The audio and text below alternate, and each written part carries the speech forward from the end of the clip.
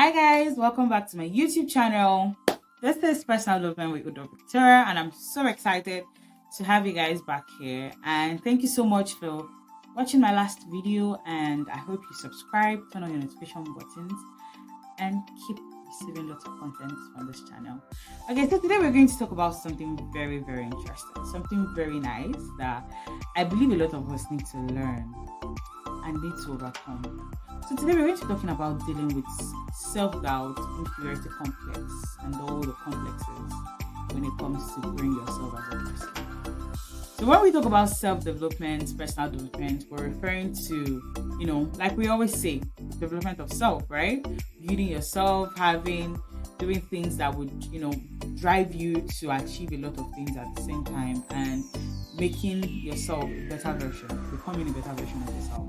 So, one of the things that affect anybody actualizing these goals or anybody actualizing this thing is this self-doubt, this inferiority complex that they can't achieve what they want to achieve.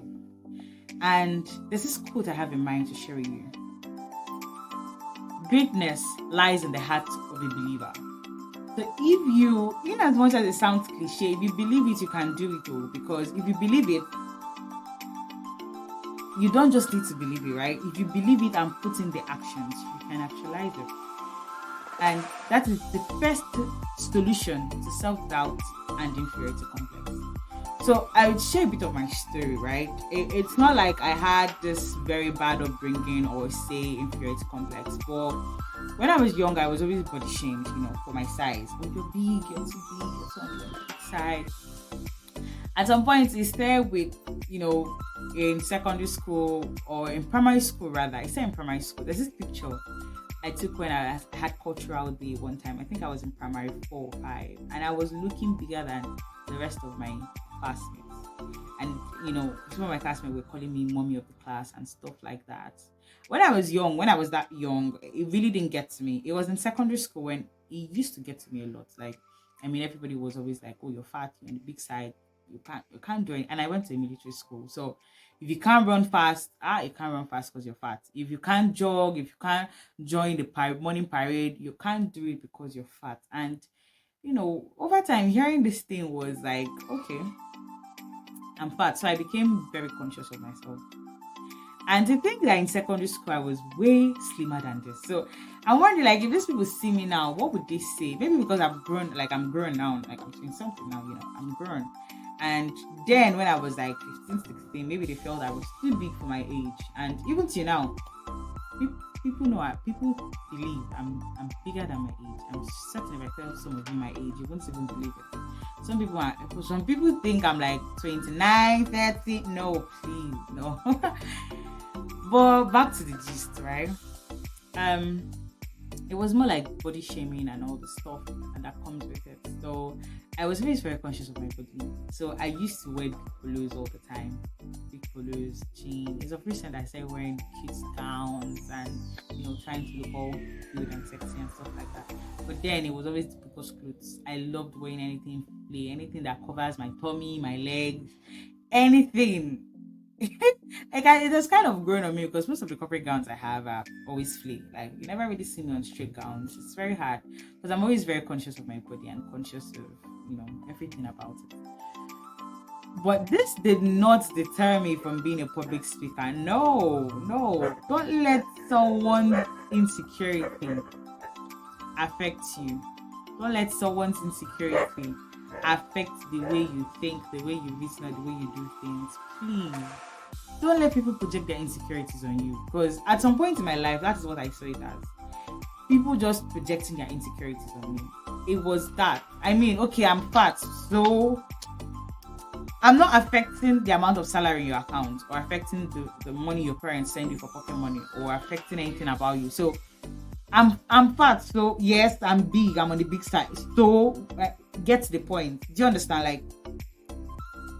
I'm waiting for you to. Don't allow people to tell you that, don't just let people project their insecurities on you. It's the first thing that kills your zeal for personal development. The very first thing. It kills that zeal. So please, No matter what happens, don't let people project their insecurities on you. Don't let people, you know, tell you what you can and what you cannot do. Don't do that, please. Don't put yourself in that position, please. I beg you. I beg you. I beg you. Because over time, it would affect you big time. That's the honest truth. Okay, so now I'm talking about body shaming, but some people didn't go through this, but something else affected them. Maybe when you were younger, you fell on stage while you were trying to sing. You sang up tune in one very public event, so you said, "In this life, you're not going to hold mic again," or you had one very traumatizing, event that has caused you to just go back in your shell and decide that, you know what, I'm not coming out to do anything again. Like, I'm not doing this anymore. Honestly, I just see it as people projecting their fears on you. Because why? Why else? And then another thing is that society has created this standard. Like, till tomorrow, I ask myself, who creates the standard of whether someone is beautiful or not, whether someone is sexy or not, whether someone is tall or not? Yes, I know there are standards for intelligence. I mean, if you're able to solve a problem, you're intelligent, you're smart. But the other things are, I really don't understand where those standards came from.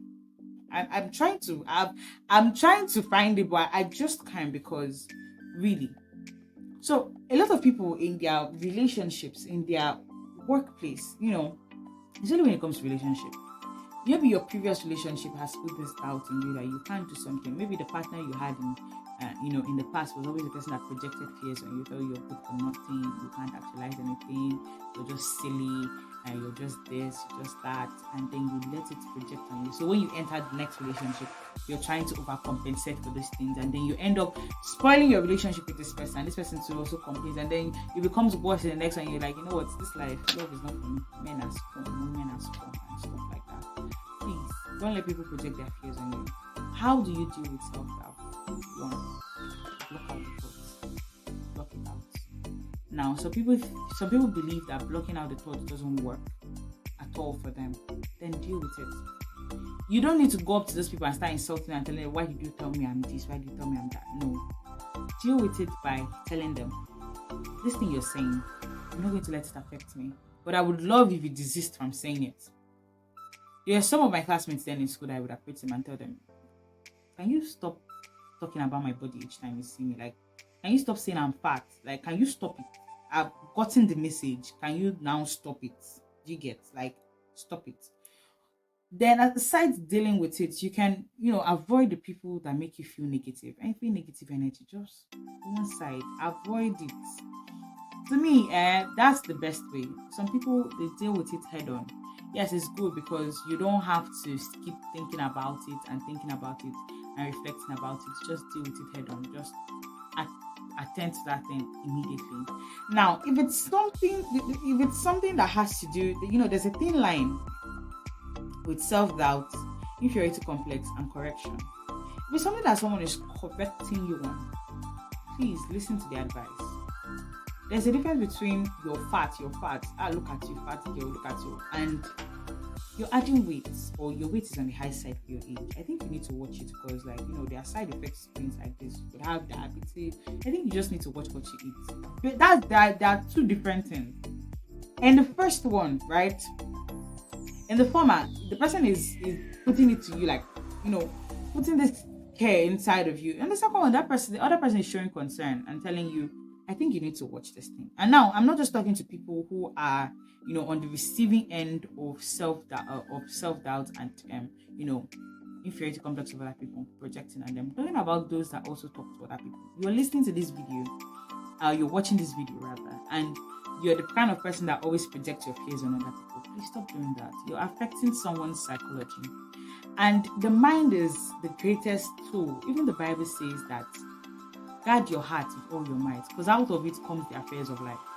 So that's to tell you that when someone's heart is hot or is being affected by the words you say, you're basically killing that person.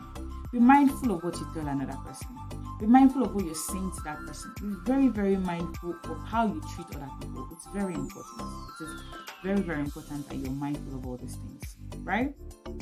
Another thing you need to also put into consideration is that having dealt with it, you need to now take a conscious efforts. Like I said, if it's a correction, conscious efforts to do these things that you help yourself out. I mean, my mom was always like, "Oh, on the big side, this thing is not good. Like, it's not really good." So what did we do? I started taking herbs, all these things to try and lose weight and stuff like that. And honestly, it worked to an extent. So I continued. But for some people, it was just unbearing. It was just unbearing. So now, if you want to develop as a person, if you want to grow as a person, you need to deal with this self doubt and inferiority complex, because they don't let you work on yourself. They don't let you. Once your psychology is that, oh, people would never believe me, people would never want to listen to what I have to say, people would never want to hear me, people would never want to, I really don't know how to explain it, but please, it affects you. It affects you, so you need to deal with it. You need to deal with it, taking conscious efforts to be a better version of yourself, taking conscious efforts to be the best version of yourself as much as possible. That's the honest truth. So, what are we talking about today? Self-doubt. Dealing with self-doubt means helping yourself, right? Removing those negativity. And like I said, greatness lies in the heart of a believer. Once you believe it and you put in the work, you're able to achieve. You just need to put in that work. You need to first believe it. You need to first believe it. Trust yourself. You're unique. Every single person is unique. Every single person is unique. So don't allow somebody else's lack of uniqueness or lack of understanding of how unique you are to project on you or tell you that you're not unique. You're very unique in your own way. And so this your unique being or your unique self doesn't need another person telling you whether you're not unique or you're unique or something like that. No. Be the best version of yourself. Now, having realized that you're unique, you have greatness in you, why are you not exhausting those potentials? Why are you not harnessing those potentials? Learning skills that would help you convert these potentials to the very best, part of it, version that you can imagine. It is very, very important for you. It is ultimately very important for you. So please, work on yourself. Do yourself a favor and work on yourself. Tell yourself, I can do this. Tell yourself, I'm going to do this. Tell yourself, no matter what it takes, I'm going to do this. I'm going to work on myself. I'm going to be the best version of myself. I'm going to utilize things I need to utilize. So please, you need to really, really work on yourself. You need to tell yourself that, you know what, I'm going to do this. No matter what anybody says, I'm going to definitely do this. And you put in that work, you're going to grow. See, there's beauty that comes with learning. Applying that learning and creating value. There's beauty. In as much as you beautify the life of other people, you beautify yourself too. You beautify your life. Trust me. You create this I don't know, this energy that reflects on other people. I've had people send me messages on WhatsApp that my lifestyle or my life is very encouraging to them. It boosts them to do more. I have mentees that are always like, oh, I did this, I'm so glad I did this, and it turns out well for them. And honestly, I feel good. And I'm sure they feel good too. So why are you, that potential you have, that idea, you're a very good skit maker. You're very good at copywriting. You're very good at, writing, listening, reading, audio record. You're very good at whatever it is you do. I think you just allow self-doubt and inferiority complex to put you down. No, dear, please don't do that. Don't do that. As a young professional, don't allow I don't know how to put this, but don't allow the inferiority of other people play on you or tell you that you're not good enough. You are good enough. You're perfect in your own way. You're perfect in your own way. You're perfect in your own way. I'm saying it again. You're perfect in your own way. Deal with that self-doubt. Deal with that insecurity.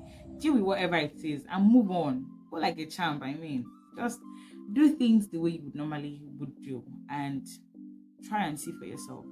You need to take out time and understand yourself. That's another thing I need to say about self-doubt and inferiority complex. Take out time. In fact, I said it in the first video, right? The first YouTube video. That when it comes to personal development or self-development, you need to take out time and discover who you are. If you don't know who you are, what are you developing? If you don't know the problems, what are you solving? If you don't know the places you need to put more effort in, what are you doing? So you need to know yourself. You need to know what works for you, your strengths, your weaknesses, your opportunities, your threats. We would have a full class about SWOT, right? Your SWOT. And I'm certain in the previous video you had a great idea of what it was about. So your strengths, your weaknesses, your opportunities, your threats define you as a person. So if you're not very conversant with these things, you would allow another person's SWOT to affect you, another person's insecurity in their own life to be projected on you, and then you begin to have inferiority complex and the rest. So please deal with that. And like I always say, be the best version of yourself in whatever you're doing. Be the best version of yourself, because trust me, a time will come where all the efforts you're putting in, all the times you're putting in to be this better version will pay off big time. So until next time, you guys, work on that self-doubt. Don't let anything tell you you cannot do it, you cannot be the best version of yourself, or they are lying. You're unique, and most of them are scared that your uniqueness is going to outshine them. That's why they project their fears on you. So don't let anybody tell you you're not unique. You're unique, you're perfect, you're good in your own self, in your own way. Be the best version of yourself, and I wish you the very best going forward. Thank you so much for listening to today's video, and for watching today's video. Don't forget to subscribe to my channel. Don't forget to turn on your notifications. And until next time, I'm gonna see you. Be the best version of yourself as a young professional, as a shining star. You're unique. Keep doing the best things that you do. Bye.